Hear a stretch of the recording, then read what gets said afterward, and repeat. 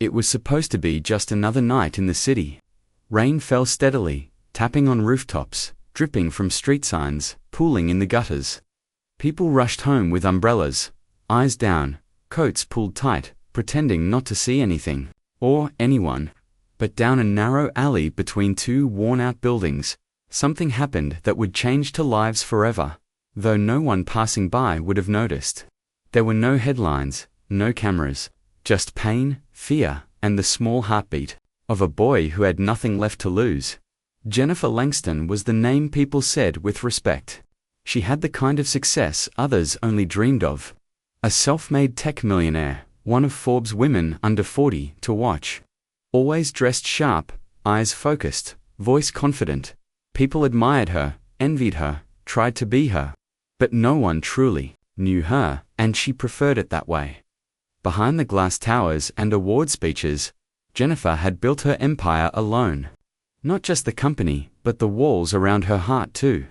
She had burned through friends like fuel, gone through to marriages like they were business deals.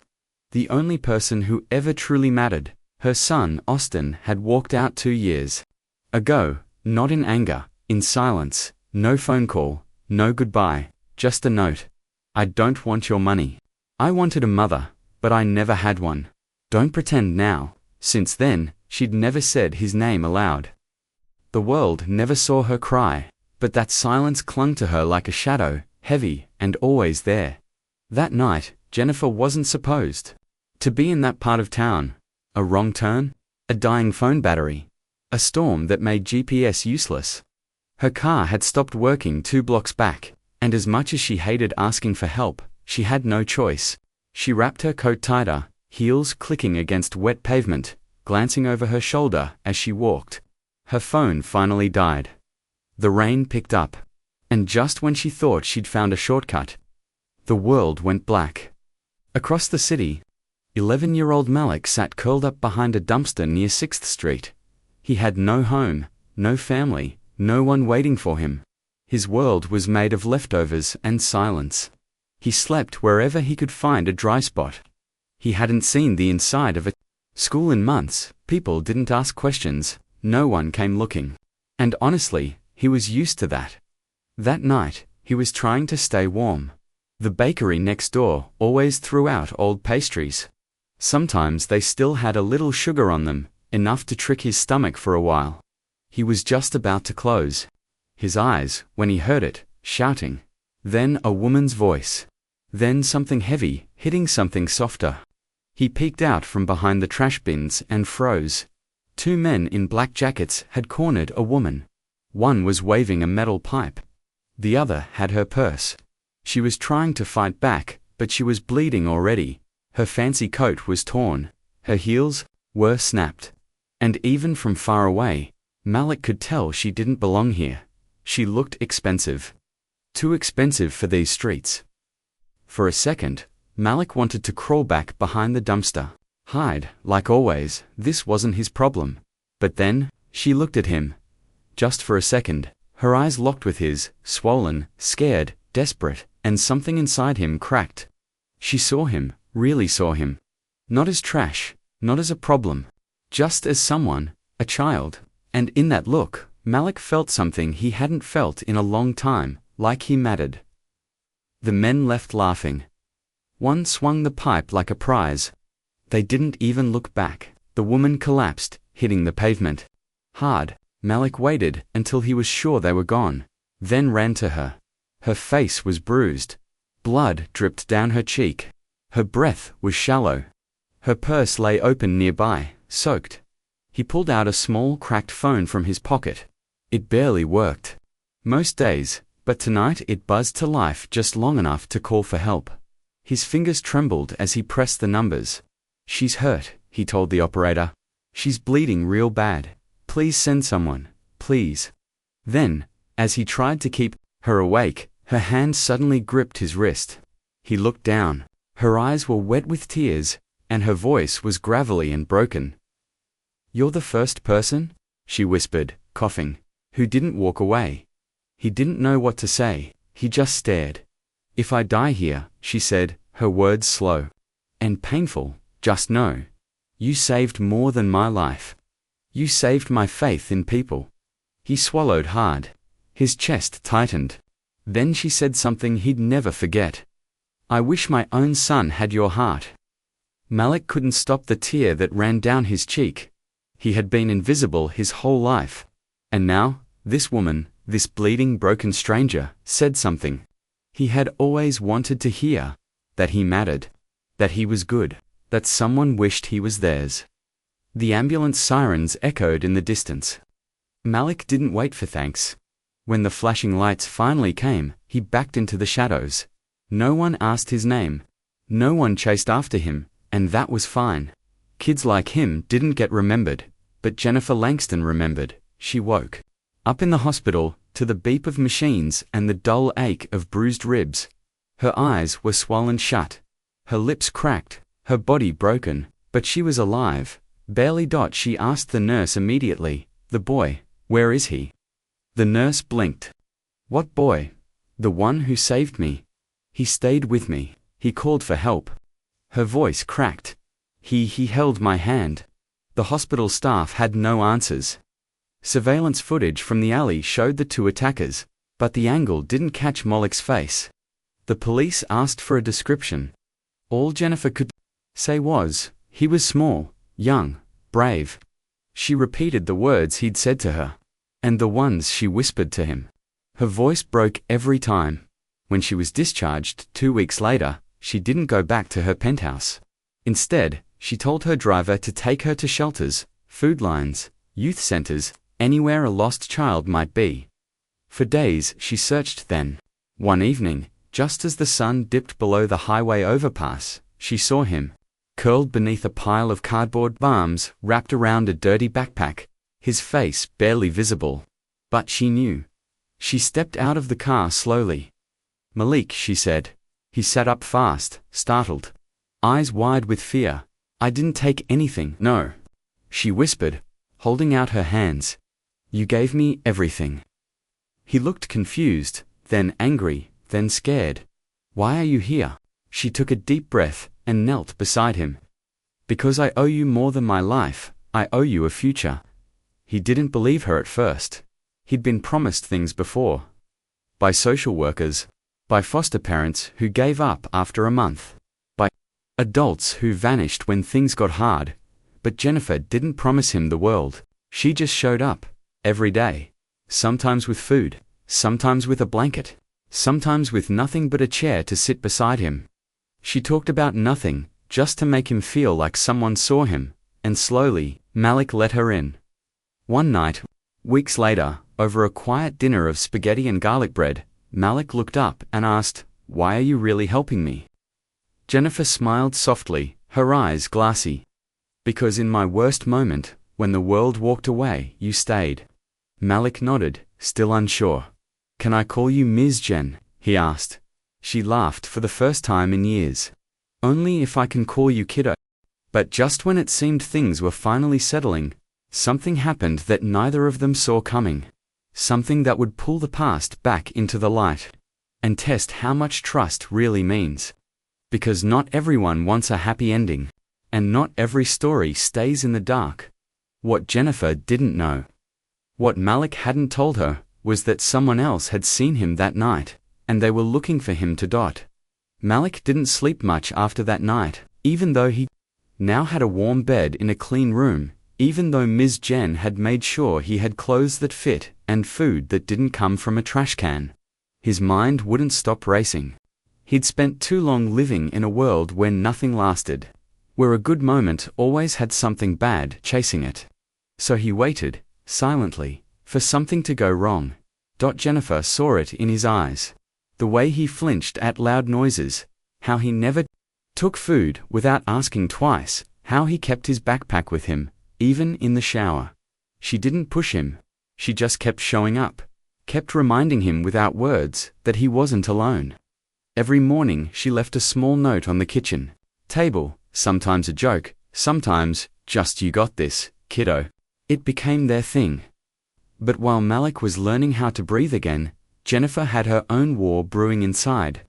She still carried bruises that hadn't healed, not just on her skin, but in her memories. That alley haunted her. Every night, she replayed the moment those men pressed her against the wall. The flash of the metal pipe, the sound of her heels cracking, and then Moloch's eyes. The boy who stayed when no one else would. She owed him more than comfort. She owed him justice. She used everything she had, her money, her connections, her name. She hired a team of private investigators and worked closely with detectives who had access to old footage and neighborhood reports. Bit by bit, they started to piece it together. One of the attackers had been involved in another incident in a different part of the city. A blurry photo showed him with the same jacket, same pipe. It wasn't much, but it was enough to reopen files and start digging deeper. As the investigation moved forward, Jennifer spent more time in the community. It changed her. She saw the cracks in the system, the kids who slipped through just like Malik had. She started funding after-school programs, donating anonymously at first. But soon, people began to notice. The media wanted interviews. They were curious why the ice-cold tech CEO was suddenly walking through food banks and youth centers in jeans and sneakers. She refused to answer with PR lines.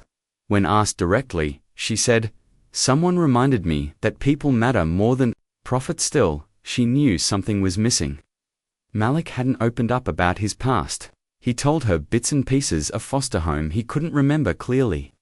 A woman who had once called herself his aunt. A man who made promises and then disappeared. But there were too many blanks. Too much he didn't say. One afternoon, as they sat on a park bench watching ducks fight over breadcrumbs, Jennifer turned to him gently. "Do you remember your mum?" she asked. He shrugged. "Not really. I think her name was Shanice, but maybe. I made that up. I used to say it in my head like a song when I couldn't sleep." Jennifer didn't press. But later that night, while Malik was busy drawing superheroes at the kitchen table, she quietly typed the name into her laptop. She wasn't trying to take him away from anyone. She just wanted to give him answers. What she found was complicated. A woman named Shanice Taylor had been reported missing almost 9 years ago. No updates, no confirmed sightings. But the report listed a son, Malik, aged 2 at the time. That's when Jennifer knew. Malik hadn't been abandoned. He'd been lost. Meanwhile, something else was stirring in the shadows. The second attacker, the one who took her purse, had gone underground. But when Jennifer's investigators uncovered an address connected to a cousin of his, they passed the info to the police. It was risky, but necessary. What no one realized was that someone else was watching. One rainy evening, as Jennifer drove Malik home from tutoring, a black car followed slowly behind them. Malik noticed first. "That car's been behind us since we left," he said quietly. Jennifer checked the mirror. "Are you sure?" He nodded. She took a turn down a different street. The car followed. Jennifer's heart began to race. She turned again. The car stayed behind them. No lights, no honk. Just slow, quiet presence. Instead of going home, she drove to a well-lit gas station and parked near the entrance. The car passed by, then disappeared into the dark dot. Jennifer told the police. She told her security team. But Malik already knew what this was. His past had come back, even if he didn't understand how. And as the days passed, he became more withdrawn again, back to checking windows, sleeping with a light on. Then one night, someone slipped a folded paper under the front gate of Jennifer's property. The guard found it in the morning. No name, just a message scribbled in shaky handwriting. "You don't know who he really is, but we do."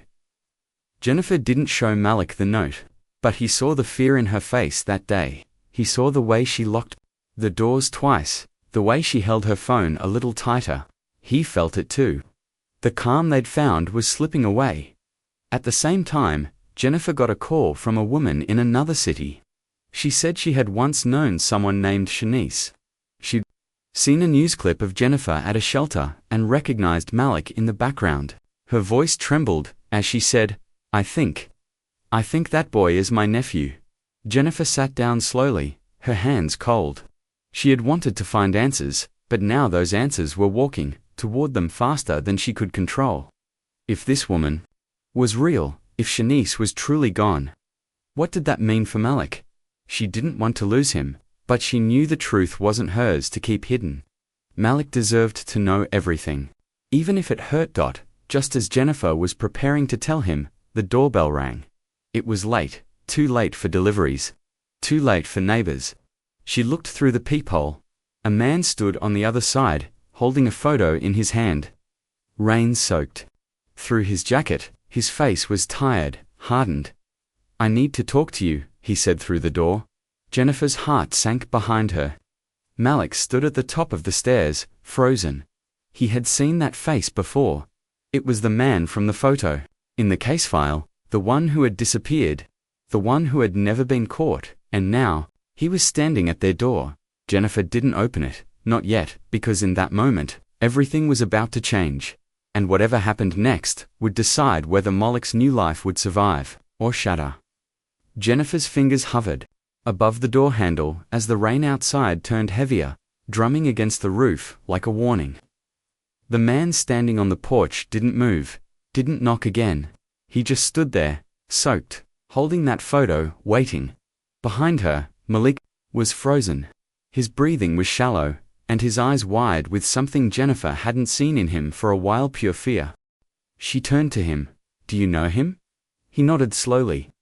"That's him. He used to be around. When I was little, with my mum. I think he's the one who took me away from her."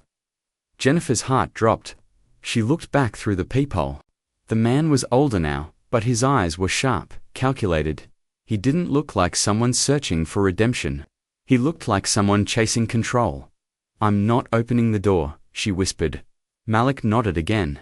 His voice was barely audible. "Please, don't." Jennifer stepped back, picked up her phone, and quietly called her security team.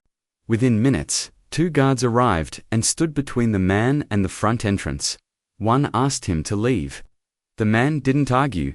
He simply handed over the photo and walked away, disappearing into the rain without saying a word. No threats. No yelling, just quiet retreat. The photo he'd left behind was old Malik, maybe 3 years old, standing next to a woman, his mother. She had kind eyes and tight curls pulled back into a red scarf. She was smiling, holding Malik's little hand. On the back, someone had scribbled a note. He was always hers, never mine. Jennifer stared at the message for a long time.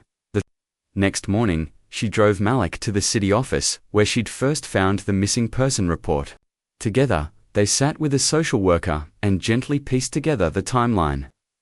The man from the porch's name was Calvin, had once dated Shanice. After she vanished, no one ever proved what happened. But somehow, Malik ended up with Calvin. For a while, then passed through the foster system, when Calvin abandoned him. There were too many gaps in the files, too many missing records. It didn't make sense how it had all been buried. Malik didn't remember most of it, but he remembered her voice, her humming, the way she called him baby bear. He remembered sitting by a window and waiting, always waiting. And now, finally, he understood why she never came.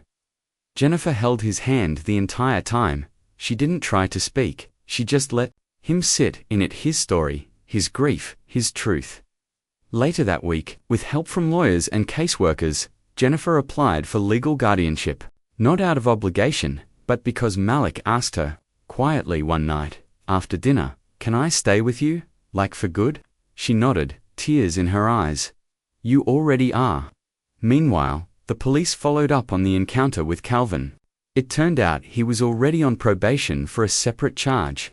When confronted with the old files and gaps in Malik's history, he clammed up.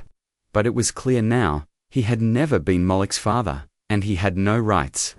The courts confirmed it. He would not be backed off with that part of the past finally closed. Jennifer shifted her focus to the other case, the night in the alley. With the help of her investigators and cooperation from police, both attackers were finally charged. Surveillance footage, matched with witness accounts and the stolen item logs, gave enough evidence to move forward. The man with the metal pipe, who had attacked Jennifer so brutally, was arrested while trying to leave the state. His accomplice was already in custody for another crime. This time, they wouldn't disappear. Jennifer didn't want revenge, but she wanted to look them in the eye during the trial, and she did. Calm, collected, but unshaken, she testified. She told the truth, not just about what happened that night, but about the boy who saved her. The courtroom was silent as she ended her statement with, "His name is Malik. He stayed when no one else did. And that's why I'm standing here today." 2 months later, both men were convicted. Malik started school again. At first, it was awkward. He didn't like raising his hand. He didn't trust anyone who smiled too easily. But Jennifer kept showing up to every parent meeting, every open house, every time he needed her. Eventually, he stopped looking over his shoulder in the hallway. He made a few friends. He started drawing, again, not just superheroes, but portraits. He even drew one of his mother from the photo. It hung in his room, right above his bed. A year later, Malik stood on stage at a youth awards event. The room was full of people, teachers, leaders. He wore a navy blazer, too big in the sleeves, but perfect in spirit. Jennifer sat in the front row, clutching tissues she swore she wouldn't need. When it was his turn to speak, Malik cleared his throat and stepped up to the mic. "I used to think people didn't see me," he said, his voice steady. "I was just another kid sleeping on concrete, just another mouth no one wanted to feed. But then something happened. I helped someone. I didn't think it mattered. I didn't even think I'd be remembered. But she remembered." He glanced down at Jennifer and smiled. "She didn't save me with money. She saved me by coming back every day. She saved me by sitting beside me, even when I didn't say a word. That's what changed everything." The room went quiet, moved in a way applause couldn't explain. He ended with a simple line. "Sometimes you don't need the whole world to see you. Just one person who won't look away." As they left that night, Malik walked beside Jennifer, holding her hand not because he had to, but because he wanted to. He wasn't invisible anymore. He was a kid with a future, with a story, with a family, even if it didn't start the way most do. And Jennifer Shea wasn't just the woman from the magazines anymore. She was someone who had nearly lost everything, and found it again, in the eyes of a boy who gave without asking for anything in return. Sometimes, the people who save us aren't the ones with power or fame. Sometimes, they're the ones the world forgets until they choose to show up when it matters most. And for Malik and Jennifer, that night in the alley was just the beginning of a new story. One built on trust, truth, and the quiet strength of two hearts that refused to give up on each other.